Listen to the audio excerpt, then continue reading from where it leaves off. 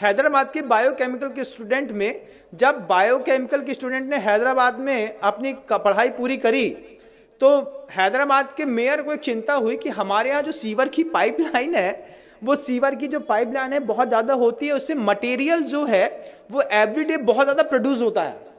तो मटेरियल को डिसॉल्व करने के लिए उनके पास कोई स्पॉट या कोई चीज़ दिखाई नहीं दे रही थी। आप क्या सोचते हैं कोई क्या कर सकता है? जब ये क्वेश्चन मेयर के दिमाग में खड़ा हुआ कि जो मतलब मैन का बायो प्रोडक्ट है, जो भी मल वगैरह निष्कासित होता है, तो सीवर कनेक्टेड कर दिया, सबके यहाँ के सेप्टिक टैंक हैदराबाद में अलग कर दिए। अब कनेक्टिविटी बना करके सीवर की पाइपलाइन से पूरे हैदराबाद का जो मल है वो एक जगह पर स्टोर होता था। तो उसको खत्म करने के लिए क्या दिमाग कोई चलाएगा? तो बायोकेमिकल के स्टूडेंट ने उसमें लिक्विड क्लोरीन डाल करके उस पीले को व्हाइट कर दिया, और पीले को व्हाइट करने के बाद उसमें से उसकी स्मेल गायब कर दी। क्लोरीन NaCl, आपने अगर नमक का सूत्र सुना हो तो बंधुओं, मतलब सोडियम अलग होता है, क्लोराइड अलग होती है, NaCl2 ये उसका रासायनिक फॉर्म है।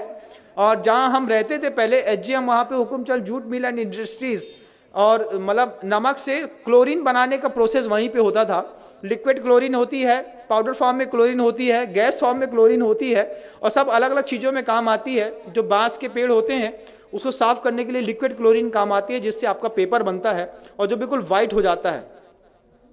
तो वो बायोकेमिकल के जो स्टूडेंट हैं, वो बायोकेमिकल के स्टूडेंट ने पूरे के पूरे जो मल हैदराबाद के बाहर इकट्ठा होता था उसमें क्लोरीन को डाल करके मिक्सअप करके पीले से वाइट कर दिया।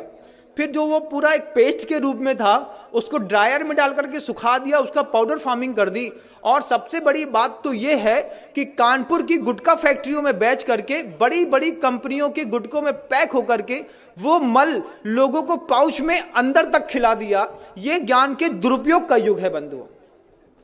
आपको आश्चर्य होगा, लगता है ना कि हम जिस कंपनी का गुटखा खाते हैं ये तो बहुत फ्रेश है और बढ़िया है। जब आपको पता चले कि बायोकेमिक के स्टूडेंट की इतनी बड़ी करामात है कि उसने पूरे के पूरे मानव के बायो प्रोडक्ट को क्लोरीन डाल करके उसकी स्मेल हटा करके और उसको गुटके में मिला करके उसमें फ्रेग्रेंस मिला दिया। फ्रेग्रेंस का कारोबार कितना बड़ा है कभी आप सोच भी नहीं सकते, कुछ नहीं सोच सकते। और आपको तो खुलते ही साथ ही खुशबू आती है, एक तेज स्मेल।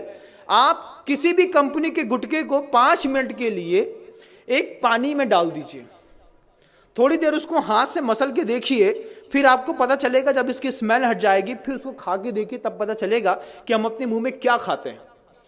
उसमें चूना और कांच दोनों मिलाया जाता है कि कांच से बारीक कांच का पाउडर रहता है जिससे आपकी जबान थोड़ी सी कटती है, और चूना उसके ऊपर लगता है तो आपको थोड़ी सरसराहट सी होती है। इसके चक्कर में आप बार बार माउथ फ्रेशनर के रूप में ऐसे पाउच के प्रोडक्ट खाते हैं। बायोकेमिक के स्टूडेंट ने पूरा का पूरा मानव मल उठा करके पाउचों में पैक करके कानपुर की गुटखा फैक्ट्री में जा करके एक बार ऑब्जर्वेशन तो करिए बंधुओं, तब समझ में आएगा ये गुटखा खाने वाले लोग सुबह सुबह मानव का मल खा करके अपनी जिंदगी की शुरुआत करते हैं। ये बायोकेमिक के स्टूडेंट का कमाल है।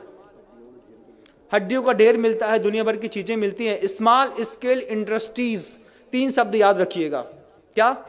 स्मॉल स्केल इंडस्ट्रीज, ये 3 शब्द याद रखेंगे तब आपको पता चलेगा कि स्मॉल स्केल इंडस्ट्रीज के चक्कर में कैसे यूरिया से, साबुन से, शैम्पू से दूध बनाते हैं, कैसे सड़ी हुई चीज़ों से अच्छी पिज़्ज़ा बर्गर बनाते हैं और आपको खिलाते हैं। जो हमारे यहाँ का व्यंजन ही नहीं था वो सब हम आप